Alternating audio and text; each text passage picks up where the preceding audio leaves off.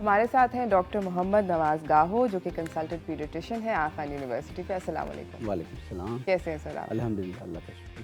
पहला सवाल वो ये है कि आपको लगता है 2020 पाकिस्तान के लिए पोलियो के लिहाज से किस तरह का साल रहा था?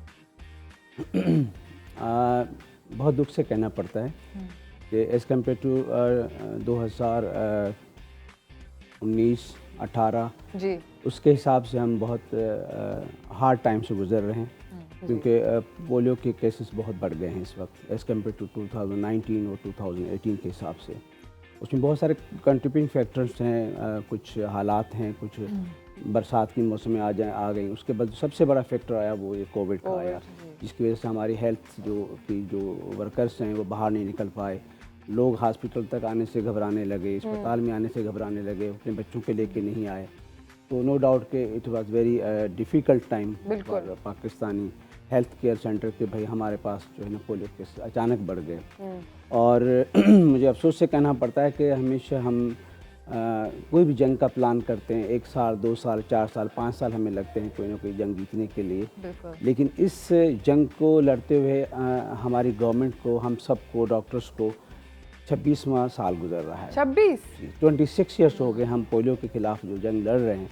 उसमें हम 70 अपने हेल्थ वर्कर की शहादत भी देख चुके हैं, जिनको मुख्तलिफ एरियाज़ पे जो कैसे किल किया गया।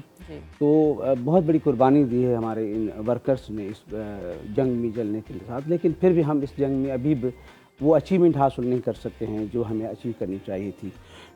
हमारा जो परसेप्शन ये था कि 2020 तक हम इस चीज़ को इंशाल्लाह इरेडिकेट कर लेंगे पाकिस्तान से पोलियो को। लेकिन बेड लक हम अभी तक उस चीज़ में वो अचीवमेंट हासिल नहीं कर सके। डॉक्टर साहब, अभी करंटली नंबर्स क्या हैं 2020 के अंदर पोलियो केसेस? इस वक्त अब तक जो आए हैं 5 नवंबर तक जो आए हैं वो 83 केसेस आए हैं। ओके, इस साल के। अच्छा। और लास्ट ईयर 22 थे। 22 के। इससे पहले 32 थे। अब जो इस साल अभी तक 5 नवंबर तक हमें पास अपडेट मिली है वो 83 की मिली है। That's a lot. और ये डॉक्यूमेंटेड एंड देन डॉक्यूमेंटेड, हाँ बिल्कुल। These are cases जो ख़राब हो जाते हैं जब तक आपके पास अस्पताल में आते हैं। तो ये वो बच्चे हैं जिनके पीछे, हर बच्चे के पीछे I think the number is 10 और 100 कि एक पोलियो का बच्चा जो अस्पताल आता है उसके पीछे 100 बच्चे और जिनको कोई सिम्टम नहीं हुआ। जी, इसमें देखो ना बहुत सारे इसके फॉर्म्स होते हैं। एक तो एसिम्प्टोमेटिक होते हैं, लोगों को पता ही नहीं चलता। जैसे हमारा कोरोना का मिसाल ले लें, इस वक्त जो कहा जा रहा है कि every 4th Pakistani suffering from the corona, लेकिन आप कोई टेस्ट नहीं करा रहा, किसी को पता नहीं हो कि उसका एंटीबॉडी डेवलप हो गई है, उसको पता नहीं चला है।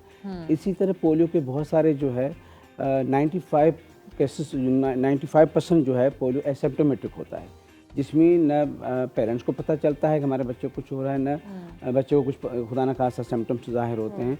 ऐसे ऐसे प्रोग्रेस जब बढ़ता है उसके बाद जो है आगे चल के बात चलती है, जब बुखार होना शुरू हो जाता है, नज़ला ज़ुकाम शुरू हो जाता है, उसके बाद बच्चे के जो है वो कभी कभी वीकनेस शुरू हो जाती है, टांगों में दर्द शुरू हो जाता है। उसके बाद वो डॉक्टर्स को आना शुरू हो जाते हैं, तो उसको नॉर्मली नज़ला ज़ुकाम खांसी के हिसाब से सोचा जाता है। जब उसकी वीकनेस बढ़ जाती है, चलने में दुश्वारी होती है, और तो वो फिर किसी ऐसी जगह पे जाते हैं, ख़ास तौर पे चाइल्ड स्पेशलिस्ट के पास कि भाई अब जनरल प्रैक्टिशनर से फ़ायदा नहीं होता, चाइल्ड स्पेशलिस्ट को दिखा लेते हैं।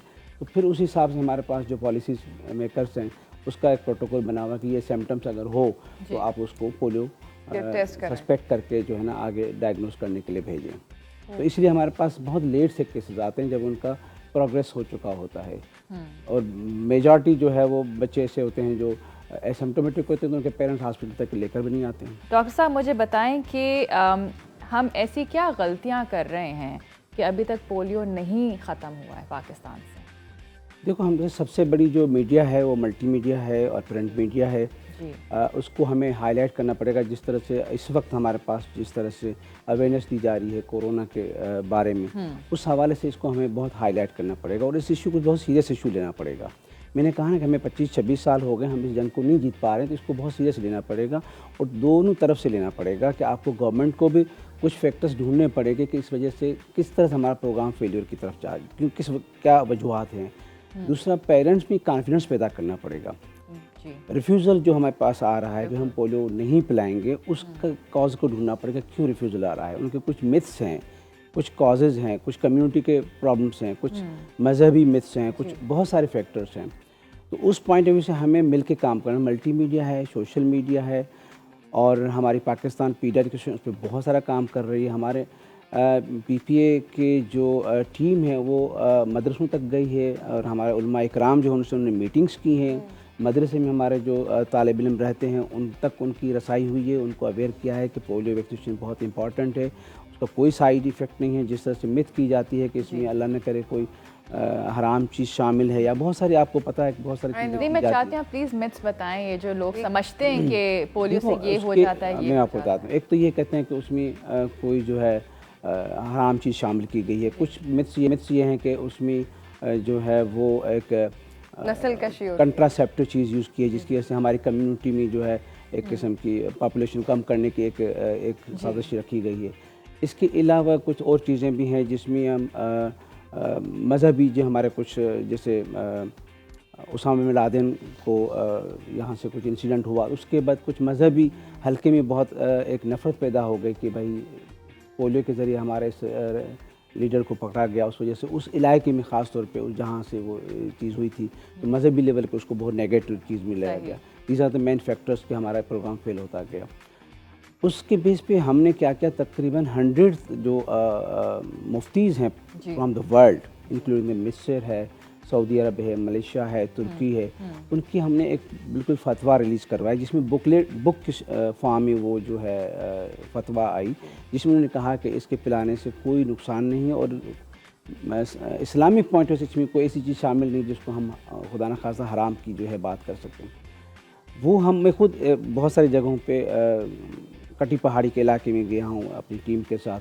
वहाँ पर मैंने देखा कि इस तरह की जो वहाँ पे इस कम्युनिटी को हमने काफ़ी कॉन्फ्रेंस में लिया, वो बुक्स दिखा के देखो हमारे पाकिस्तान के साथ साथ आप जब वहाँ कटी पहाड़ी गए सर, तो क्या वहाँ पर आपको लोगों ने, पेरेंट्स ने जो कि बच्चों के माँ बाप थे, उन्होंने क्या आपको बहुत पॉजिटिव रिस्पांस दिया या आपको रिस्पांस नहीं पॉजिटिव? देखो कुछ इस तरह की चीज़ें थी जहाँ पर ख़ासतौर पे बुज़ुर्ग हजरात थे, उन्होंने बहुत अच्छी तरह से रिस्पेक्ट भी दी और हमें रिस्पांस किया, क्योंकि हमने वहाँ पे कुछ पोलियो के केसेस देखे जो अंडर ट्रीटमेंट चल रहे थे। अच्छा।